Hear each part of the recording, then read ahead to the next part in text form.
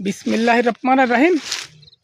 কিছু কিছু মানুষ মানে এবং ধর্মগ্রন্থ কিছু ধর্মগ্রন্থই আছে হচ্ছে জীব হত্যা করা মহাপাপ।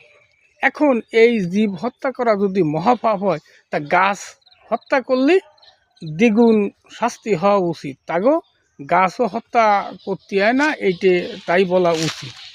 কারণ কি জানেন, এই গাছের কয়েকটা এনজিও কম আছে।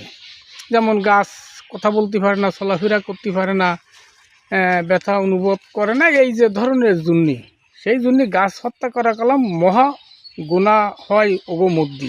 কিন্তু এইটা হওয়া উচিত, ওরা এটা মানে না, এরা বলে জীব হত্যা করা যাবে না, গাছটা হত্যা করা যাবে। এই জন্যে তাকে এই কথাটা বললাম। এর মানেটা হচ্ছে কি জানেন, জীব হত্যা করা মহাপাপ আর গাছ হত্যা করা যাবে না। যেমন একটা লোক যাইয়া দুটো লোককে খুন করলো রাস্তার বাড়ে, একটা ভালো লোক একটা প্রতিবন্ধী। এখন দুটো লোকরাই ছুরি ঢুকে মেরে ফেলাইছে। পুলিশ আসলে ধরে নিয়ে গেল, নিয়ে যে কোর্টে যে যখন গেল, তখন আদালতে বইছে। বসার পরে একটা লোক সাক্ষী দিতেছে। ওই লোকটা বলবে, স্যার এই দুটো লোকরাই এই লোক খুন করেছে।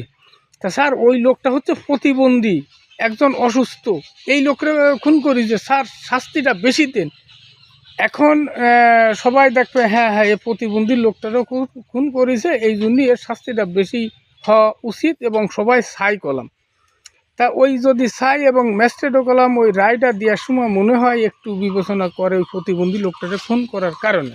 তেমনি যদি গাছ হত্যা যদি কেউ করে, তা জীব হত্যা সে তো গাছ হত্যা করাই বেশি পাপ হওয়া উচিত।